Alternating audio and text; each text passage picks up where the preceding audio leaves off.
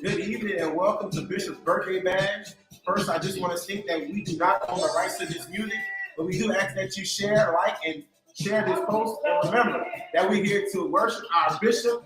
I ask that you do, on the screen, you see the each one, the Zelle, the Cash App, and also we did pinpoint the Giveify. We just ask that you sow into his life. Remember, he's standing on Sunday. He's celebrating from the 1st of April till the end of April. Happy birthday, Bishop. This is his birthday badge. Happy birthday, Bishop. Thank you. Sow seed. Let's support our bishop on his birthday, y'all. Today is his official birthday, but he's been celebrating since April 1st to April 31st. Happy birthday to you. Oh, Bishop, we just got one that hit. Thank you to Pup. Oh, somebody, they giving it. We asking that you support our bishop on his birthday, guys. We do not own the rights to this music, but you know when it's something, when you can just celebrate somebody that's put so much effort into your life, into the community's life. It's a great thing to celebrate. 57, right? 57 years walking on this earth. Man, it's a blessing. Again, I'm just reminding you that you do support him. Just give him a birthday gift. I know he wants to give him some monetary. You can do it on each one. Zelle, Cash App, Giveify. Just celebrate our bishop. Hey, one day not gonna hurt. We're not asking for millions. If you give $5, it's gonna go a long route. We just asking that you celebrate our bishop on his birthday. 57 years, 30 plus years in the ministry. Come on. We gotta wait a little while just to get some more people to come in that are willing to celebrate our bishop on his birthday. It's something when you can come celebrate the man of God. Not one day, but 31 days when he celebrated us 365.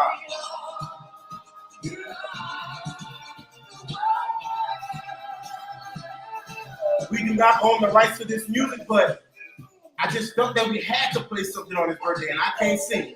So we're gonna let Steven do his thing. Yes, indeed. Yes. This is the second part to the birthday badge. Bishop, happy birthday, Bishop. 57 years young. I would say 21, but man.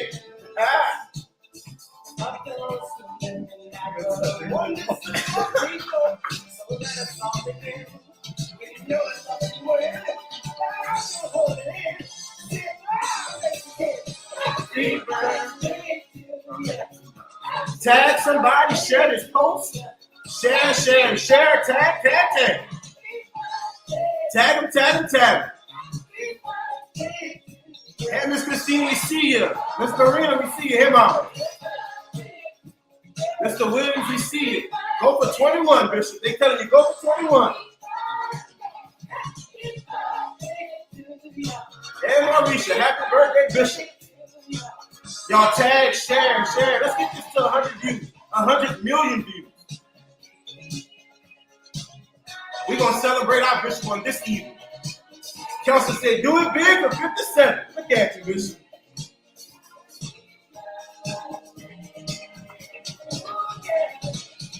Tag and share. Pastor Horn says happy birthday. We're asking that you share. Hey, Nikki, how you doing? Bishop, the community is celebrating you today. We ask that you share. We ask that you donate to the cause, Bishop's birthday badge. You can donate at each one, at Zelle, the Cash App, and Giveify.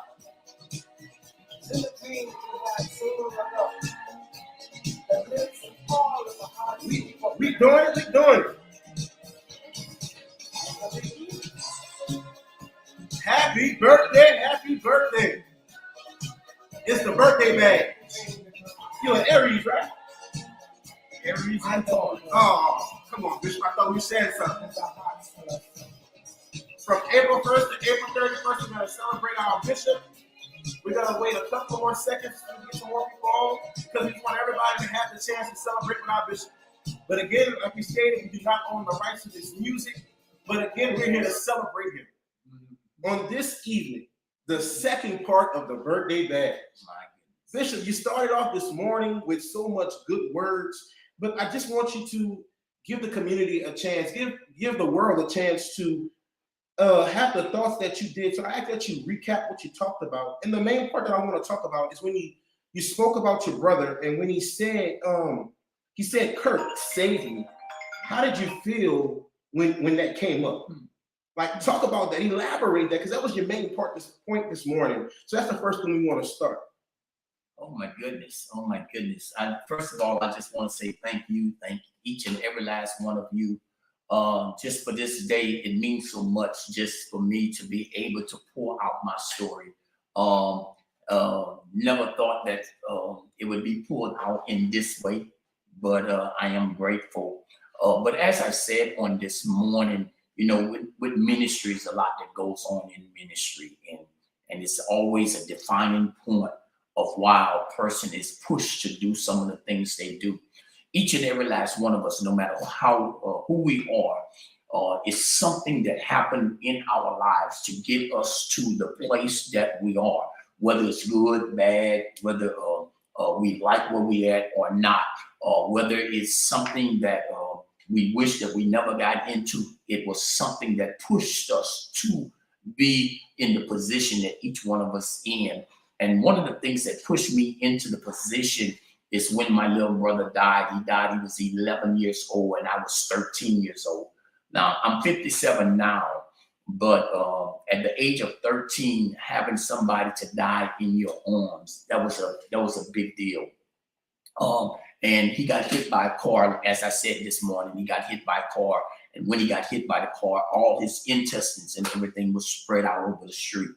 And I pulled his lifeless body on my lap in the streets, and I pulled all his intestines together. And his last words that he said, he looked up at me and he said, "Kurt, save me." Come on, Bishop. And when he said that, oh my goodness, when you hear "Kurt, help me," "Kurt, save me," "Kurt, do something," you cannot do anything. When you cannot do anything in that, and so just as that, what pushed me to do even more in my life. That was my defining. I got into it this morning. I'm not going to get all into it tonight, but that was the defining moment in my life when my little brother, in his last breath, was asking me for help, and I couldn't do nothing. I was helpless. At 13 years old, and that was something that just really it pushed me over the edge. And each and every person have a story on the inside of them that pushed them, to their defining moment. And some of us don't like what we in. Some of us want to turn back the hand of time. But no matter who you are or what you've been into, everything is a tool for God to get you to where you're supposed to be. I realized that it was a learning experience, that God was trying to take me somewhere. And I wouldn't be the pastor I am today. I wouldn't be in the position that I am in today if it wasn't for the death of my brother. Correct. Now you see, and people don't really understand that. It's ironic how something so horrific as someone dying can push you to your defining moment. And I wouldn't be trying to help. I wouldn't be trying to give of myself if it wasn't for that, because it looks like every morning I wake up trying to do something for someone else that I couldn't even do for my own brother. Come on.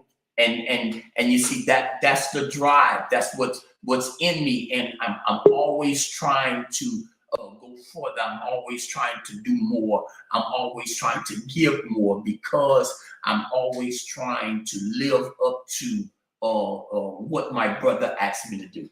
Come on, Bishop. Yeah, so that's what, and on this morning, that's what Reverend Horn pulled out of me on this morning. About that defining moment, and every last one of us got a defining moment. And can I say something else about that? You can't run from your tragedies. You can't run. You can't hide. No matter what you went through in life, you have to face it. And one thing I did, I tried to hide from it. And this morning I said about how I didn't know how to love anymore. I didn't want to love no more because my brother, we slept in the same room. But we was the one hanging together. And when he died, a piece of me, a part of me died too. And I never thought I could love again. But because of that, God showed me through his death, he showed me how to reach back and try to pull somebody else up. Come on, Bishop. And you're talking about how God showed you through the death of your brother. Okay. Now, when you think about that, let's say God would have spared your brother and that would never happen. Where would you think you would have been? Because without that life-changing situation at that point, right? When you said that was your life-changing situation that changed you from what Kirk used to be to where Kirk is now. Let's talk about that a little bit, Bishop. Okay. People look at me right now, and the young people, let me put it that way. The young people look at me right now, and they look at the glamour. They look at the cars, they look at the house, and they look at all of they look at all of these things. But when you look at somebody who have anything, you have to know they came from something. Come on, Bishop. They came from something, and you can't get anywhere without going through something. It was a woman told me a while back. She said her dad would always tell her that nothing good come easy. Come on. And nothing worth having is going to be easy. If it's worth having, you're going to have to go through something. Come on. It's going to have to take. You're gonna have to struggle. And you see, the thing is, I used to be a mischievous child. I used to be a mischievous child, and I was just like any other one of the young people. And I look at the young people on the streets now. I don't know where I would be if this wouldn't have happened to my brother. God knew what he wanted me to be. Come on. And because he knew what he wanted me to be and where he wanted me to go, he had to bring me down this road. And he took one of the flowers that was next to me to pull out of me. Correct. So he snatched my brother out so that he can lift me up, so I can snatch somebody else out. Come on. And it seems ironic back then. Why would God take my brother? Why would God take my brother? But when when one person is already saved and they're already there, come on, and another one is going down the wrong road, then God will do whatever he have to do to pull this one into the place that he's supposed to be in. And he will do whatever it takes to make sure that your life is worth meaning for what he has desired for you since the beginning. Come on, Bishop. And let's talk about something else. You know, when you said that you have to deal with your situations, you have to deal with your tragedies. But if you would have took your situation that happened with your brother and put it in a box and put it on that top shelf and didn't even worry about the love that you had, didn't worry about what God was talking to you about, how would you would have known what the gift that God had for you if you would have never used that tragedy to help you get to that next level? It's like this. When you look at where God, his desire, he molded us, he made us, he created us. Each one of us have a destiny. Each one of us has a destiny that we have to reach, that we have to get to. And unless we go down the road that God desired, we'll never reach that destiny. So the thing is, God has already predestined us to be somewhere. He's already predestined us to be there. And now he will use the crucibles of pain and suffering to get us to the place that we are ordained or predestined to get to. So he will take everything, he will orchestrate and design everything so that we would reach our divine destiny. Let me put it to you like this. God gave a promise to my mother a long time ago when she prayed. Because she was saved, God told her, he asked her a question, what do you want? And there is a lot of mothers, I want to say this, and fathers out there. God asks you, what do you want? And when he asks you, what do you want? You said, I want my son to be saved. I want my daughter to be saved. So now what God will do, even if you die in the process before they're saved, God heard your prayer. And he said, my word shall not return unto me void, but it will accomplish what it was set out to do.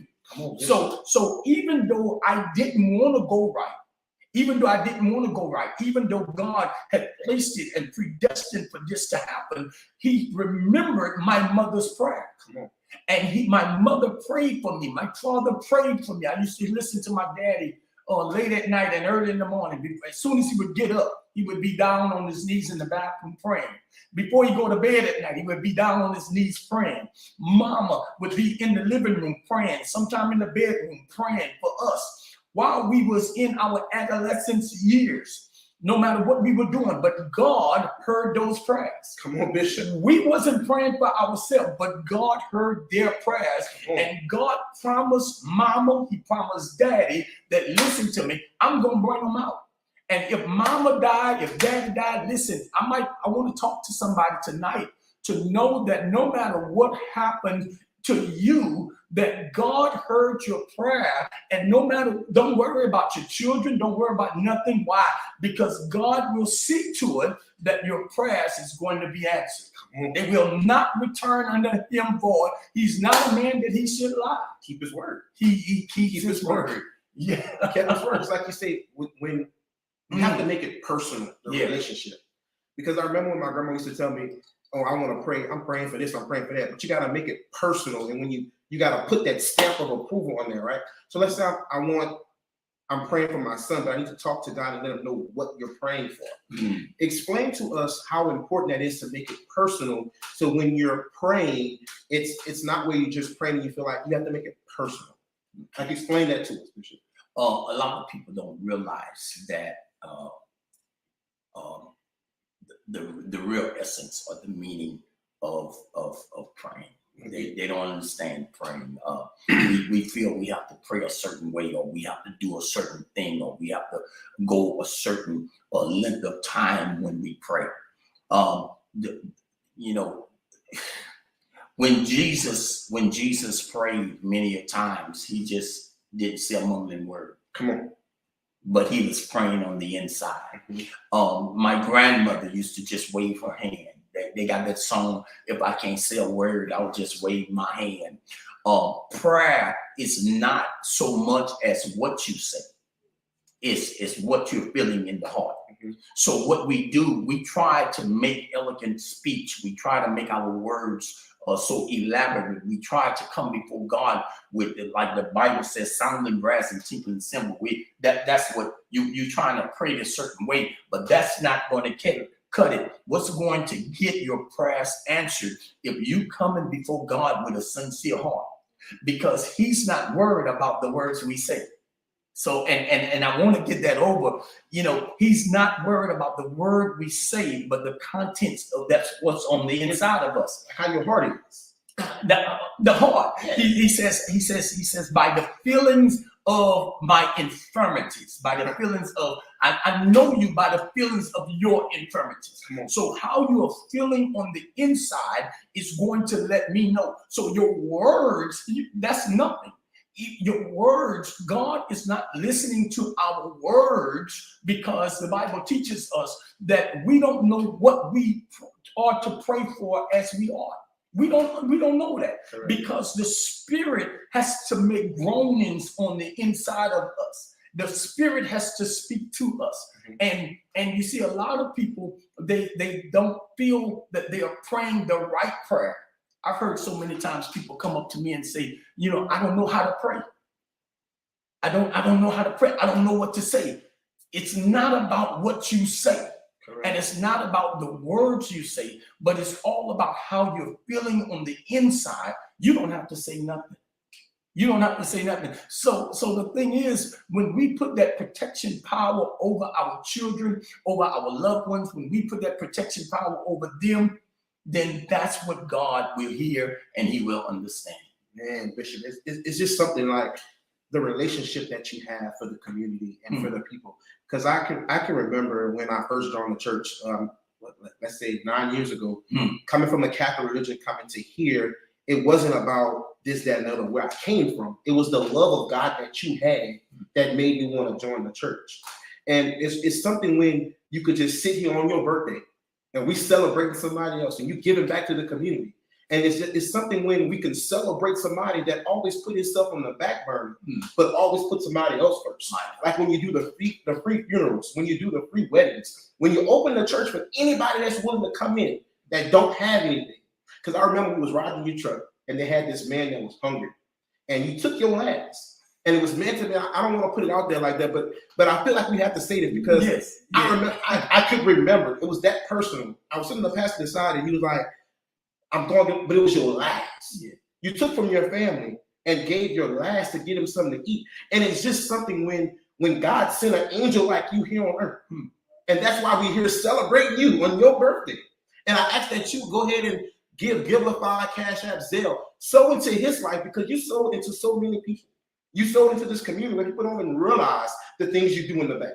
Because I can remember when I sat back being your armor bearer, even though you told me, you have to know the heart of your leader. Yeah.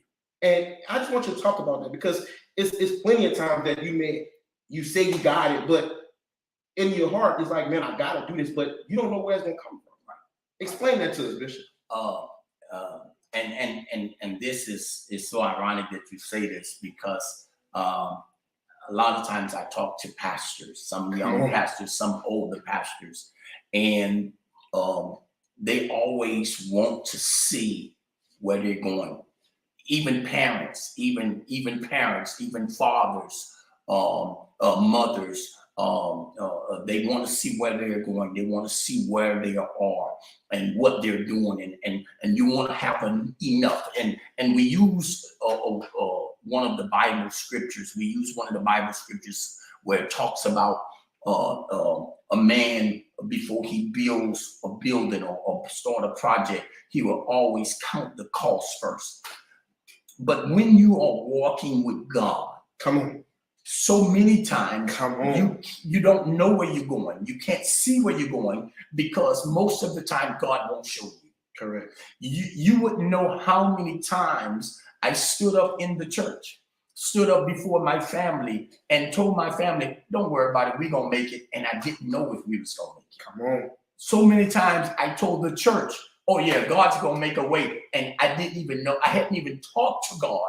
I hadn't even talked to God or heard from God in maybe a month. And I'm walking around. I'm just trying to seek his face, but he's not saying anything. God will put you in some dry seasons. Come on. Where you don't know what to do. You don't know how to act. He's going to put you through dry seasons where you're going to have to walk alone, walk all by yourself. You don't know how to handle that child. You know, most men are at a place where they give up on their family because they don't know how to be a father. Women give up on their family because they don't know how to be a mother. They don't know how to be a husband. They don't know how to be a wife. So they give up on their family. But God will put you through some dry seasons where you don't know what to do. And he won't even tell you what to do, but you got to trust him when you can't see him. Come on. And if I can give that to anybody today, most of my ministry, I've been pastoring now for 35 years. Come on, Bishop. It's been 35 years I've been pastoring. And I want to tell you that most of my ministry in pastoring, I didn't know where God was taking me. I didn't know what was God doing. I didn't know what God was doing with my family. God had me given to the church. Come on. And I didn't even have no money to pay my rent or my house note. Come on. It's something when God have you going to the church and providing for the house of God when your electricity off. Come on, Bishop. So many times I was in some bad situations where I would lean and depend upon God because that was my only way. All I had was a word from him telling me he would never leave me, nor would he forsake me. Come on, Bishop. And you know, when you're just going on let me just put it like this. When you are walking around with stale bread. Come on. When I say stale bread, I'm not talking about you're walking around with a word that he gave you yesterday. Come on. You know, I'm talking about you're still chewing on the same word from last month. Come on. Because he ain't talked to you in 30 days. Come on. And you still trying to say, Lord, where are you? But you have to go through that process, and you got to depend on them, and you got to lean on them, and you can't expect that everything's gonna come easy. You got to go through it. But if you go through it, you have to know that he won't put on you more than you can bear. You have to know that. You have to be so much of a believer in God to know that he won't put on you more than you can bear. And I feel sorry for a lot of young preachers right now who think it's all about the dollar. Come on. You cannot put the dollar before the gospel. Come on, Bishop. You gotta put the gospel first. Why? Because the gospel gonna make room for the dollar. The dollar won't make room for the gospel. You don't need the dollar to go preach the gospel, but you need the gospel to get the dollar. Come on. Lord have mercy. It's gonna fall in spot. If you do the work of God, the dollar gonna fall in. Man, listen. He says you gotta trust him. You got to trust him. You got to trust him when you can't see him. You got to trust him and just hold on to some stale bread sometimes.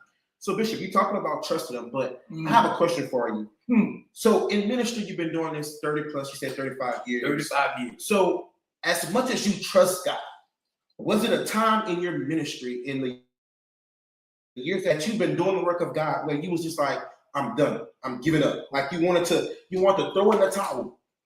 Was it a time that you can remember when you was like, God, I'm done with this. I'm going back to what I used to do because it was easier. Let's talk about that, Bishop, because we see the glamour, but we don't know the fight that you put up. So let's talk about that, Bishop. Oh my goodness. It's the birthday bash. You going somewhere now. Celebrate. Oh, you going somewhere now. Oh, yes, that was so many times. And let me say this. Even though you trust them, you get to a place where you can't see and the weight of the world is upon you. And you see, as a young pastor, let me just use this right now. People look at me and I do some electricity work. I do some carpentry work. I do some work on houses. I do work on cars. I do plumbing work. I'll put a roof on a house. I'll lay tile. I'll go do bathroom stalls and walls. I will do all of those things. And people ask me, they say, where did you learn all of that? I learned all of those things from being a starving preacher. Come on. Because when you are a starving preacher, you got to be able to feed your family. And the church, and I said it this morning, I'm not gonna go into that, but when I quit my job, when you add it up, I was making like it was like $500 and something a week, 35 years ago. 35 years ago, I was making $500 and something a week. That was some big bucks back then. And when I was making that, and then I had an $800 bonus every month that I would get also. I had my brick house with a 2-car garage, and I had 2 cars in my garage. Come on, Bishop. Okay, I thought I was doing good. Come on. I thought I was doing good, but then all of a sudden, 35 years ago, God called me to preach. And my job would not let me off on Sundays. They would not let me off on Sundays. So I quit my job, making that kind of money. I quit my job to go and start making $150 a month. $150 a month. And in that process, I lost my house. I lost my house. I lost both of my cars. I had to move in with my mother-in-law. After I stayed with my mother-in-law 1 month, I got on Section 8. I got on and people don't know this story. I got on Section 8. And when I got on Section 8, I was paying $23 a month for rent and got evicted. I got evicted and my rent was $23 a month. I remember having my children, my small children, walking down the street picking up cans and picking up bottles. See, people don't know your story. Correct. They look at where you are, and pastors think that, oh, this is how it's supposed to. No, you have to know my story. I had my children picking up bottles, and I'll never forget it. I felt so bad because my children, I kept them home from school because we had to pay the electricity. And they was picking up bottles in the ditch, and the bus passed. And when the bus passed, they ran in the ditch and hid themselves. Come on, Bishop.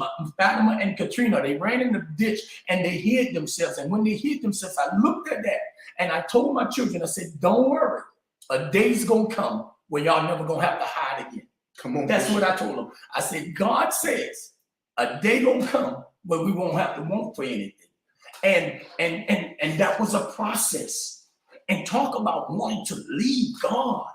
See your children, see your wife in the ditch picking up cans. And back then they used to do cans, they used to do bottles, and they used to do cardboard. Mm-hmm. And we used to pick up all of these things. And I remember another time when I lost my house and we got off for Section 8, another lady gave us a house.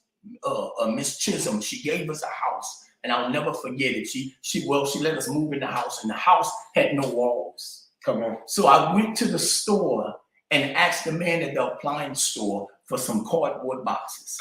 I put cardboard boxes. Now watch this. Left a brick house, 2-car garage with 2 cars in it, and ended up in an old house with no walls. I put cardboard on the walls and painted the room. I painted one of the walls blue. I painted one of the walls green, and I painted the other cardboards white. Come on now. Lord have mercy. But those was the days I wanted to quit ministry. I wanted to give up. I wanted to walk out on God because you told me you would take care of me. God told me he would provide for me. He told me he would take care of my needs. Somebody need to get this. When he says he's going to take care of your needs, not one day did I have a need that wasn't met. Come on, Bishop. Through all of this, through all of the losing that I had, not one day did I have a need that he did not. He kept my needs, he always met. And he told me that he would supply all of my needs according to his riches and glory. But I had to be faithful in the process. And it's not just back then I wanted to quit. When you get people,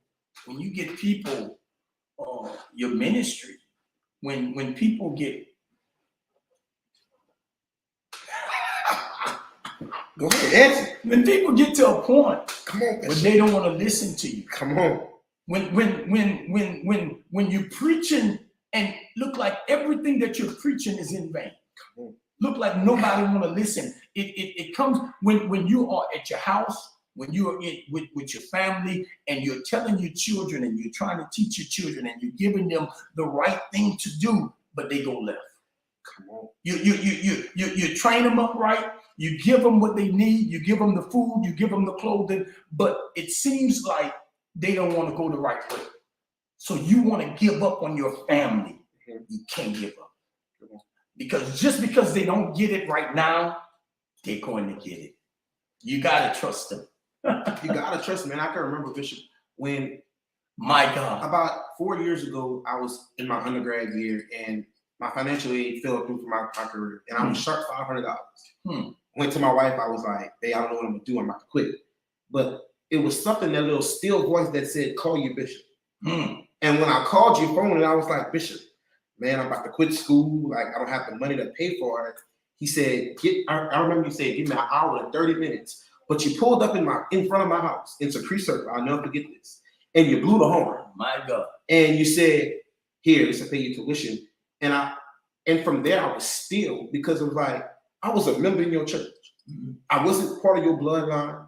I wasn't living under your roof, but you saw something in me to sow seed in my life. But that just goes to show a man of God that's always willing to give. And I still say this today. I don't know if that was your last. and I remember when God blessed me, when I couldn't give it back to you, and I gave it back to you, your eyes was like, man, I wasn't expecting this. But it's something when somebody sows seed into you to be so great. Because now, Bishop, I can say this, I graduated with a degree, got a wife, and look at me, I'm teaching, right? But what if you would have never listened to God that day? Where would I be? My God. And there's so many times preachers think, the preachers don't realize what they do in their members' lives, right? Because they so focused on the people that left. What about the ones that's still there? Let's talk about like those new preachers that's worried about, oh, I lost this one today, lost that one. What can you give to the ones that's coming up in ministry? Like myself, like the ministers you ordained, like what can you give them that little tad bit to keep them focused so they don't lose the vision of God because they lost the members?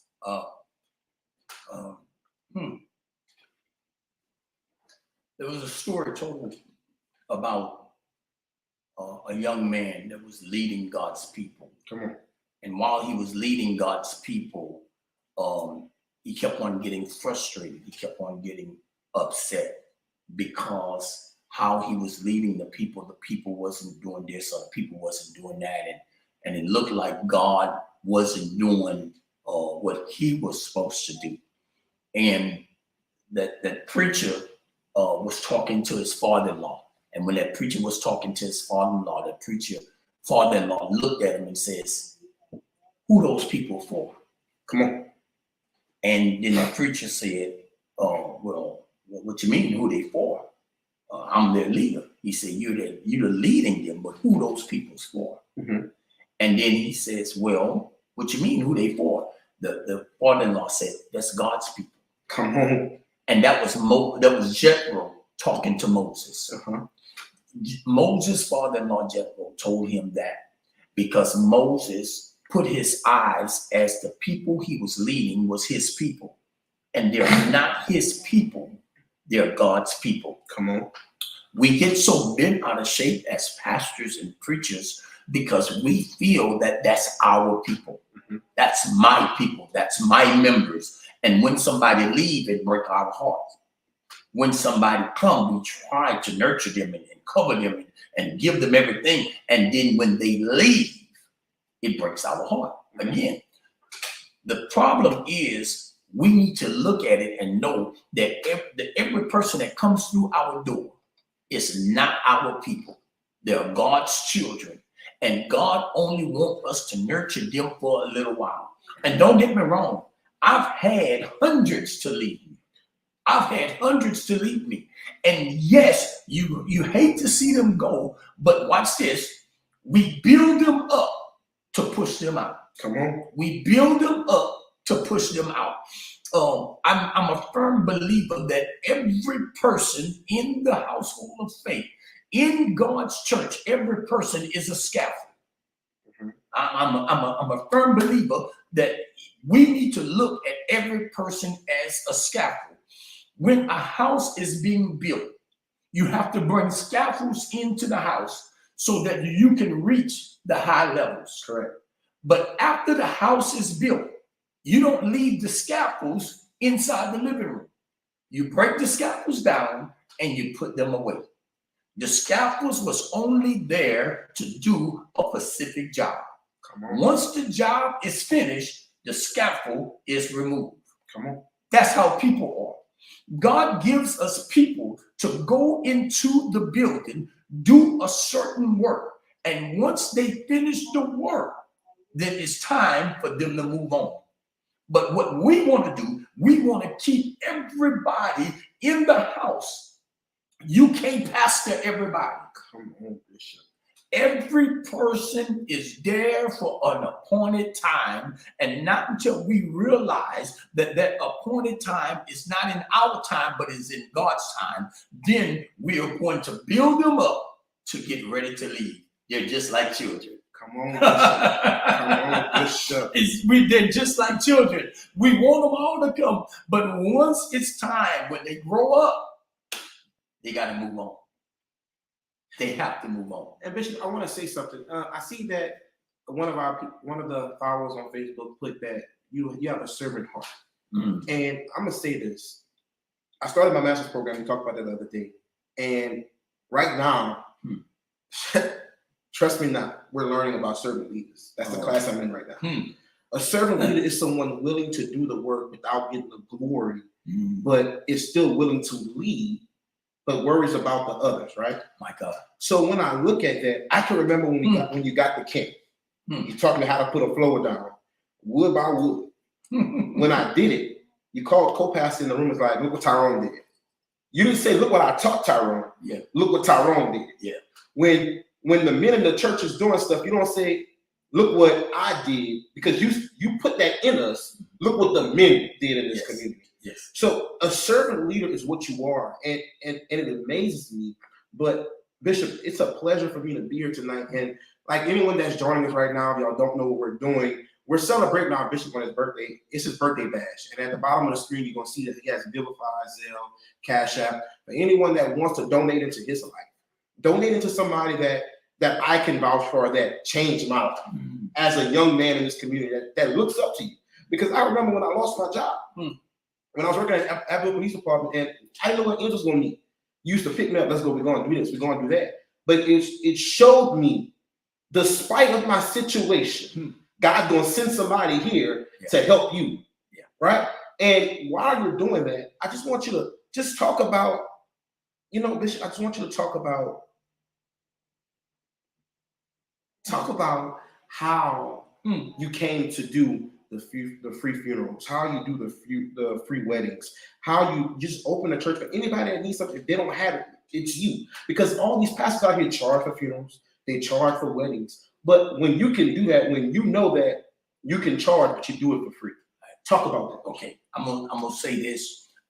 First of all, each pastor handle his church and his business as he wants to. Come on. And we're not knocking. I don't never knock any pastor that charge or anything. Each and every person, they have a reason why they do what they do. So I'm gonna put that out there first of all. But the reason why I don't charge for funerals or weddings, because I look at the big picture. Come on, I look at the big picture. I can get, and now you're gonna make me transparent. You're making me get transparent tonight. I look at the bigger picture. If I go out and I charge you $100 to do your funeral, then you're gonna look at me and you're gonna say, after the funeral is done, that I paid Bishop $100 to do this funeral. Come on. I paid him. I gave him what he asked me to give. I paid him. I'm through. Come on. But if you ask me to do your funerals, your family's funeral, and I don't charge you, I don't ask you for nothing, then you don't look at me as I paid him to do this. Come on. You look at me as somebody who got something. Come on. And so I want the focus not to be on me, but on God. I want the focus to be on God. I need the focus on God, because in the end, later on, you're going to be talking to somebody, and then when they're going to have a God issue, you're going to remember God. Come on. You're going to remember God. So I don't worry about getting your money. I don't worry about getting your money. If you come to the funeral and you don't have to worry, or you come to the wedding and you don't have to worry about paying me for this, that, or the other, then you are thinking about, man, what kind of person that is. So you have to go back to God. And everything, the Bible says it like this. Jesus says, and if I be lifted up, he said, I will draw all men unto me. So a lot of times we look at that as being on the cross, but he says, and if I be lifted up. So that means if we lift up God, if we start talking about God, if we do our due diligence and let God shine through us, then Jesus is going to be lifted up. So every time when somebody's going to see us, watch this now, they're not going to see us as the person, but they're going to see us as that God man or that God woman. So the focus has to always go back to God. Come on, so Bishop. every time you do something, Jesus did not want to die on the cross. He asked God 3 times. 2 times he asked him to let this cup pass for him. But the 3rd time he came back and said, nevertheless, not my will, but let your will be done. What he did not want to die, but he allowed the focus to be on God and not on him. And not on him. He said, I came to do the will of him that sent me. So it's like this. One time we had at one of our churches, we had someone taking some money. We had someone taking some money at one of our churches. And while they were taking the money, some of the people got really mad. They got really mad and they said, we're going to do something about this. We're going to do something about this. We're going to do something. We got to call the authorities. I said, why? I said, somebody did you something? They said, yeah, they stole the money. I said, who money? With yours. They said they stole the church money. I said, who money? I said, who the church for? They say the church is for God. I said, then that's God's money. So let God deal with it. Let God deal with that. Vengeance is mine. We cannot try to do God's church the way we want. We have to do it the way God wants. And when God set his church up, he set his church up. We come up with all kind of things now. We say we got to pay for this, we got to pay for that. Listen, I don't have to pay for the electricity in my church. Come on, Bishop. One thing about I don't have to pay for the electricity in my church. I thank God. I don't have to pay for the church note. I don't have to pay for the towel. If the towel break, if the toilet break, if the urinal break, I don't have to pay for the carpet. If something happened to the carpet, I don't have to pay for the pulpit. I don't have to pay for the drums. I don't have to pay for none of the instruments. Why? Because none of that stuff belongs to me. Come on. Come on. All of that stuff belongs to God. It belongs to God. And when God, one thing about God, God will not lack on anything, and he will not let you go lacking. Come on. So Bishop. if we take care of God, God's going to take care of us. Come on. So if God has the cattle on 1,000 hills belong to him, cannot he pay the electricity? He can fix the target. Come on, Bishop. All I have to do is do the will of him that sent me while it is day, for night come when no man can work. And Bishop, let's go to Facebook. I see somebody posted something that I really think that we need to talk about.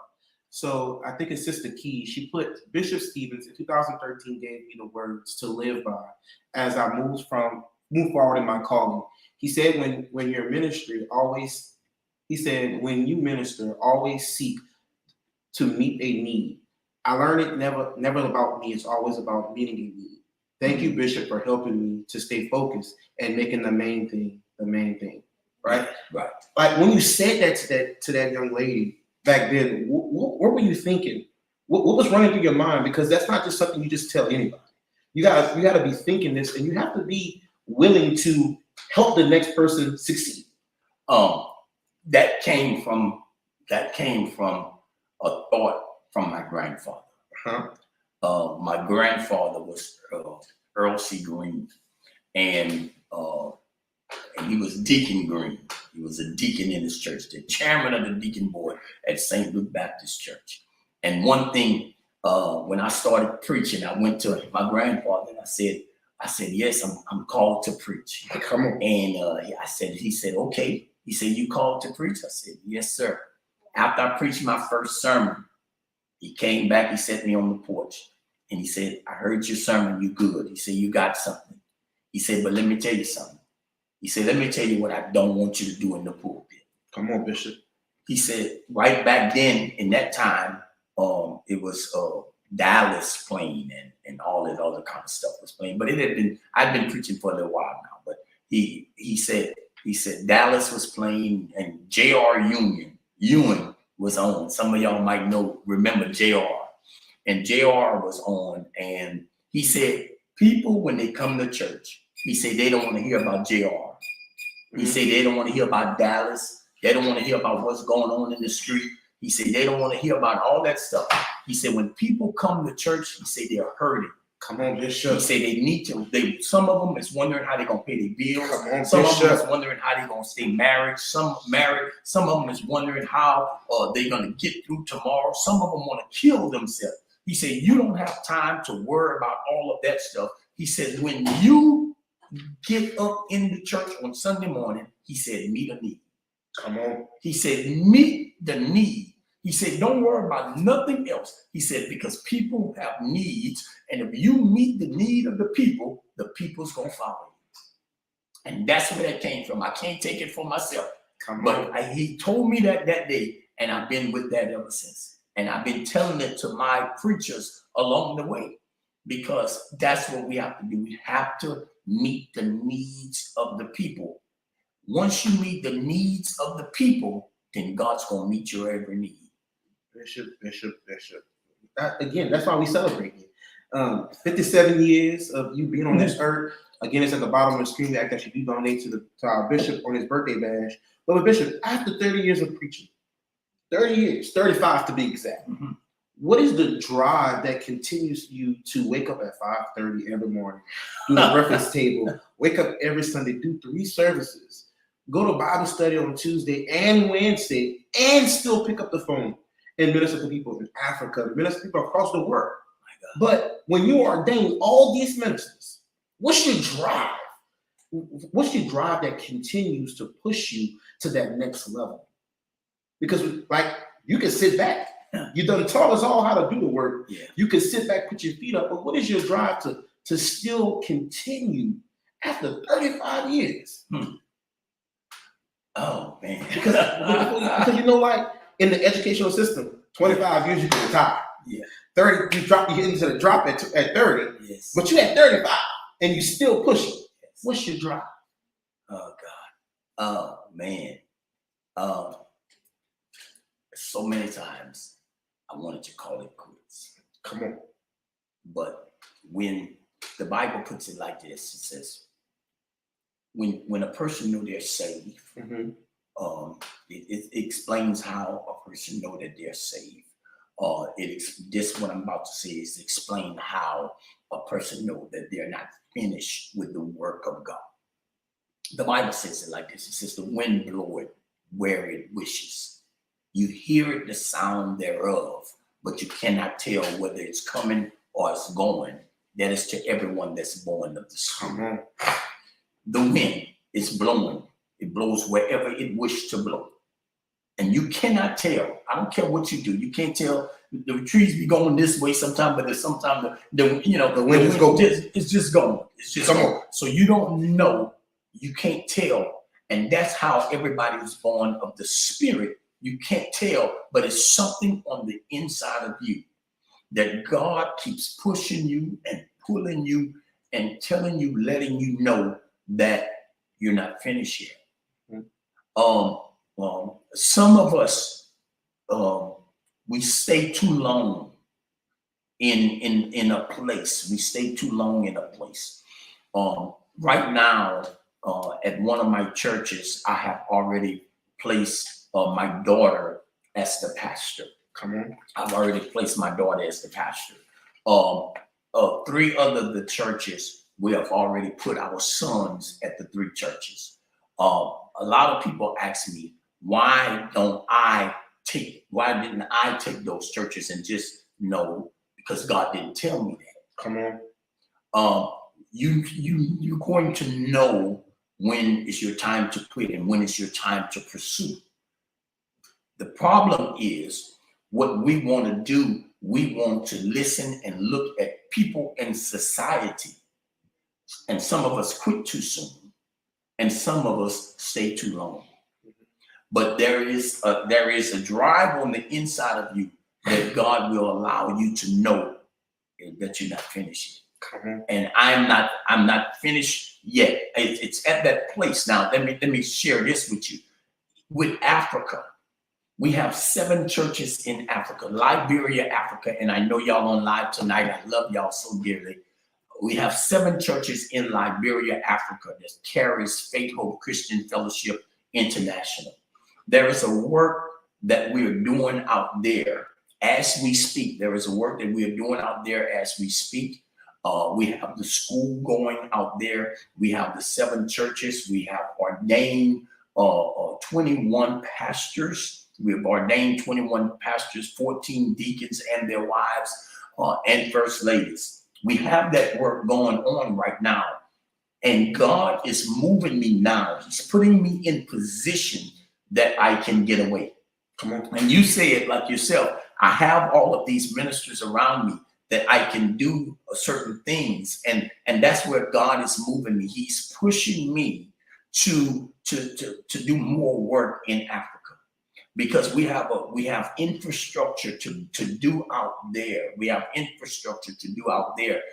We just acquired 500 acres of land out there that we just put our seal of approval on. Thank God for that. And God is richly blessing in that area. And he's calling me away. He's calling me away so that I can do ministry in that area, because they have a lot of hurting people there that's been going through. A lot of them that's been going through, and they need infrastructure there. And God is equipping us. He's pushing us. And if you don't mind, right now, the work is so great out there where they called me the other day, and it was just what you were saying about the finances. They called me the other day and said the guy just came up out of nowhere and put the little children out of the school. He put the children out of school. And when they called me to he did what? He put the children out of school because we was renting the building. So he just put the children out of school. And when they called me, I'm like, wait, hold on. We need to put our children somewhere. They were sitting down outside, studying with their books in the sunlight, sitting on the ground. Mm-hmm. And right then and there, God, I have to do something. Something has to be done. We have to make provision for our children. So we took everything that we had and we sent it there. We sent it there so that now, as we speak today, this happened 3 weeks ago. 3 weeks ago or a month ago. This happened about a month ago. And as we sitting here tonight, the children have another building to go in. Come on, Bishop. The children have another. Man, come on. I just need somebody to praise God right there. For that. Servant. Yeah. Man, you know, yes, and it's not that we have a lot, but when you see that there is a need, you know that God's going to provide for you. And we have it so out here that it's just, man, you know, we take for granted of a lot of things. But for them, with no electricity, no water, no running water, but yet and still they're full in the church every Sunday. They're at the school, and the children is at the school. We send rice out there, we send wheat out there, we send beans out there. We trying to make provisions with everything we have. And just on today, I was talking with one of the pastors, and I said, how in the world did God give me this? And I put it to my pastor friend. We were talking, and I said, how could God give me this? And I'm just little old Kurt. That's how I put it. I said, I'm just little old Kurt. Why he didn't give this great opportunity to someone who has so much more than I. And then they didn't say too much, but then all of a sudden, out of the background, one of them said, because God knew that you know what to do with it, and you knew how to handle it, and you was going to do what needs to be done. And just that is gratification right there. We have to get there. We have to go there in June. We have to go there in June because we have work to do out there. But to answer your question, God is moving us in that direction. He's moving us in that direction. And that's the vision that we have. We have a team of people that's standing by, waiting to go do infrastructure, because we have the land now. We have acquired the land.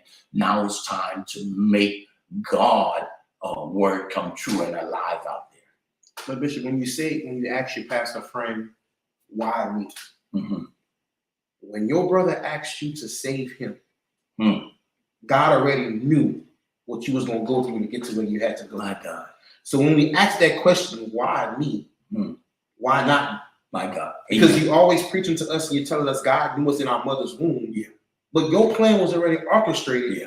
Before you decided you was going to get this. Before Amen. God said, Kirk, you ready for this? Yeah. Right? Amen. Because you preached that the other Sunday. When you follow that straight line, God already know you're going to turn right. My God. And he's going to know when you're going to turn left. But it's the thought. When you believe in God and do the work, as when I say a servant leader that's willing to do the work without getting the accolades, right? Doing the work without getting the recognition. That's why God is blessing you. And that's why we celebrate unity, because of the work that you have done for 57 years. Amen. Again, it's at the bottom of the screen. We're going to bless you, Bishop. But before we wrap up this birthday bash, I just want to give you the opportunity to state your vision.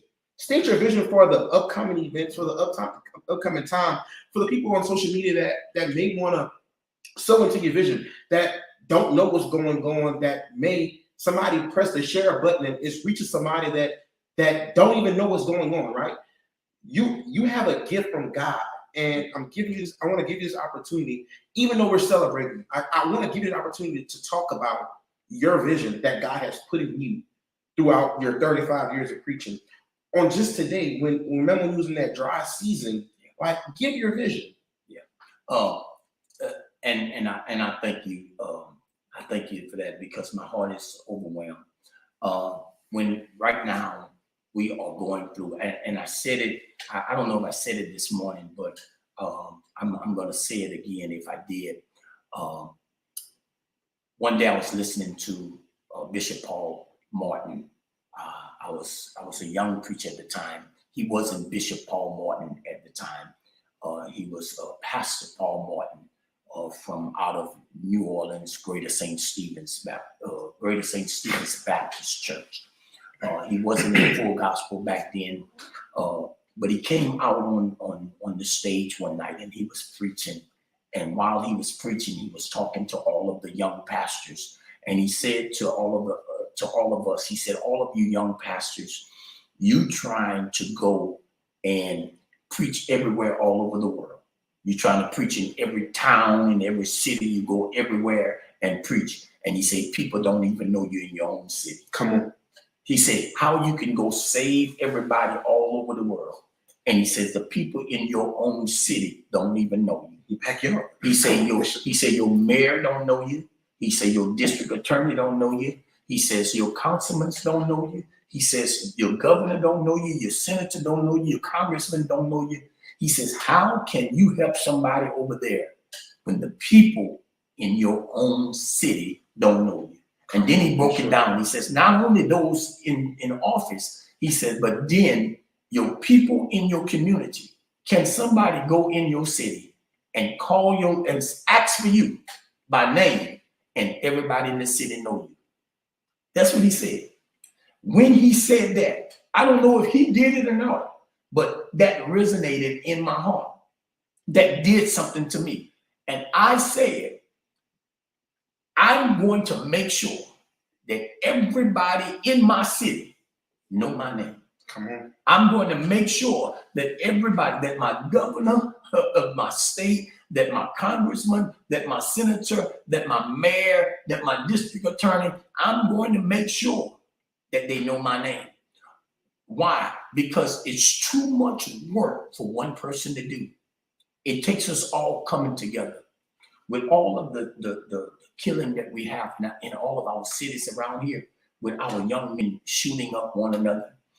We've been going from city to city trying to do stop the violence rallies. Mm-hmm. And just the other day in January, we had over 1,500 people that showed up. My birthday weekend. Yeah, we had over 1,500 people showed up at the rally. And that whole weekend, not one, the police, the chief of police said, he said, Bishop, he said, we didn't get not one call the Saturday or the Sunday.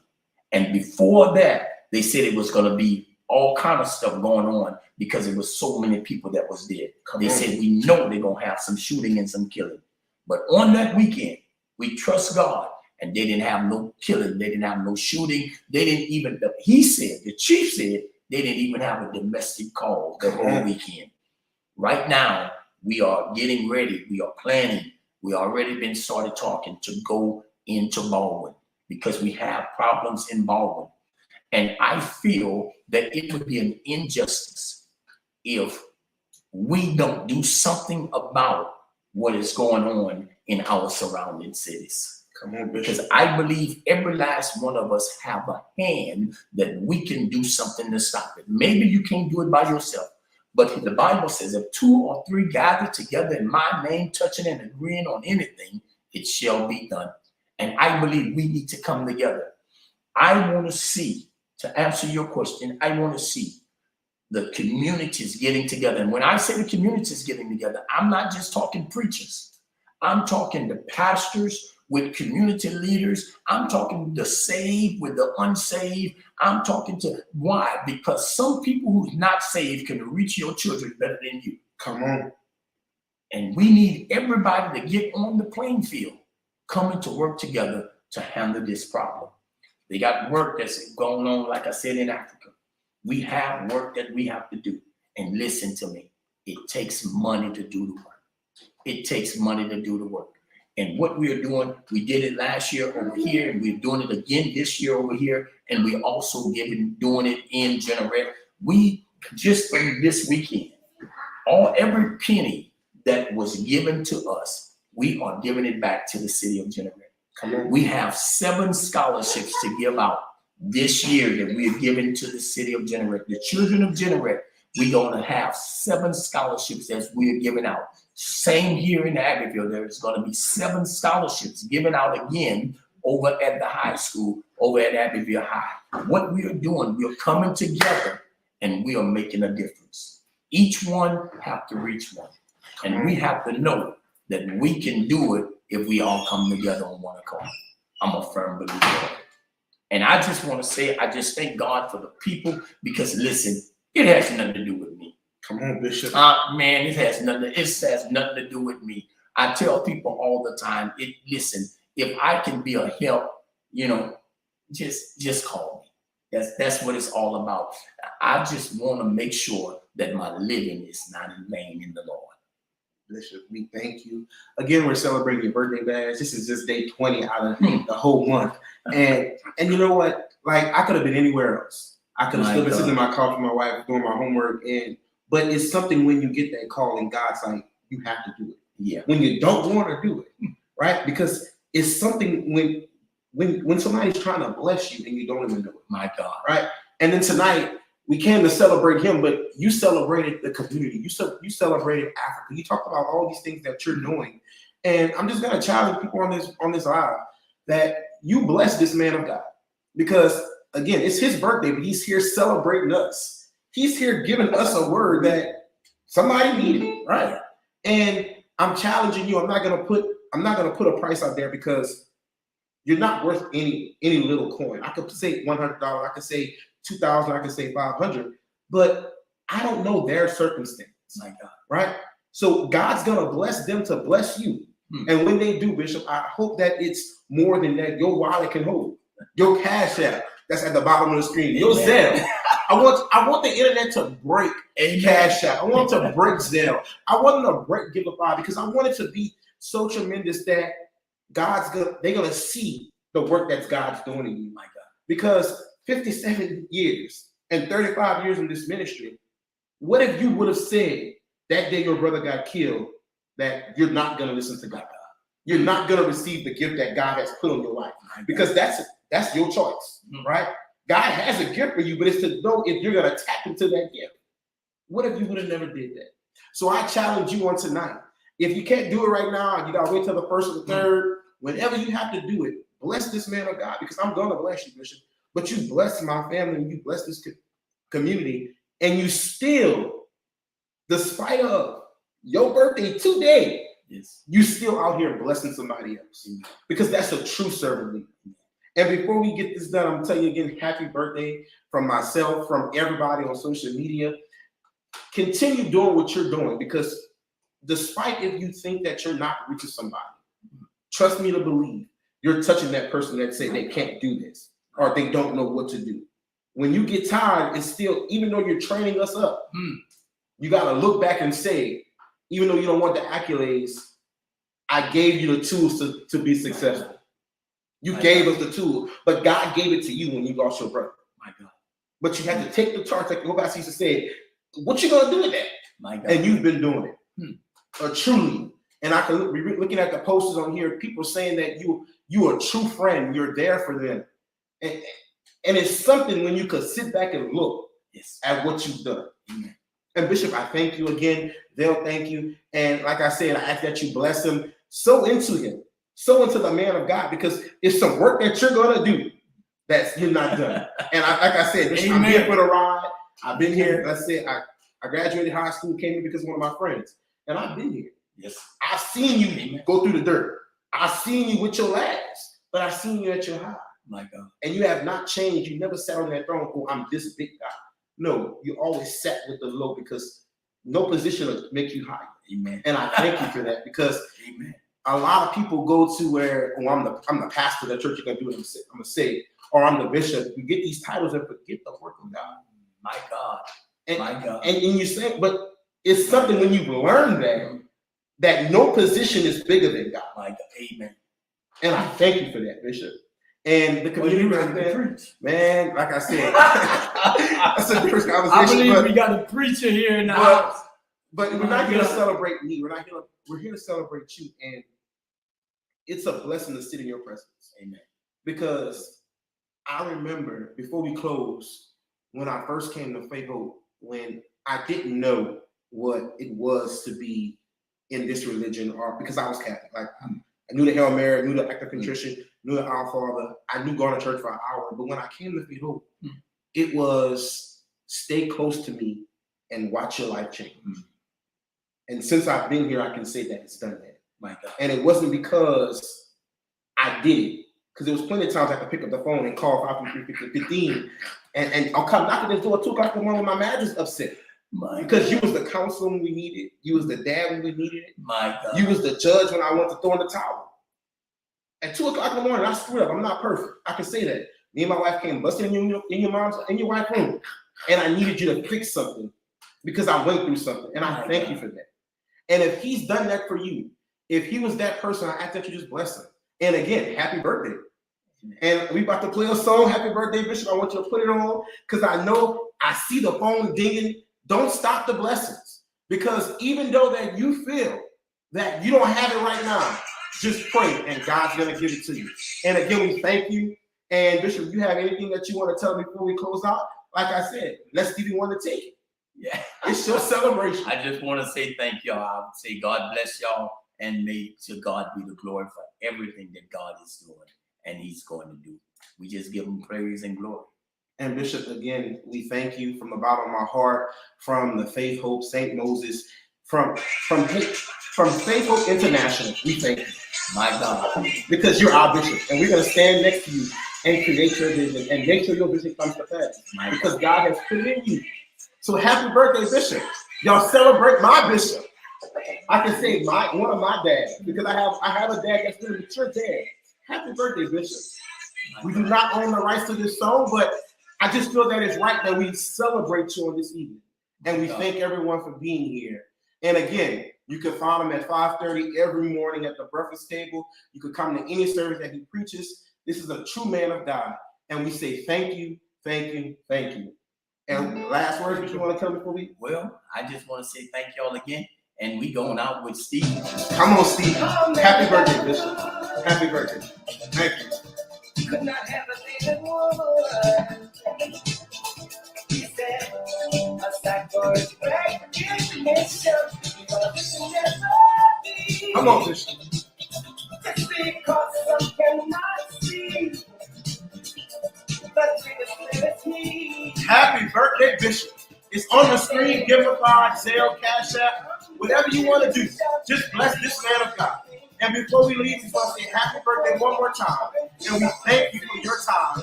And happy birthday, Bishop. Happy birthday.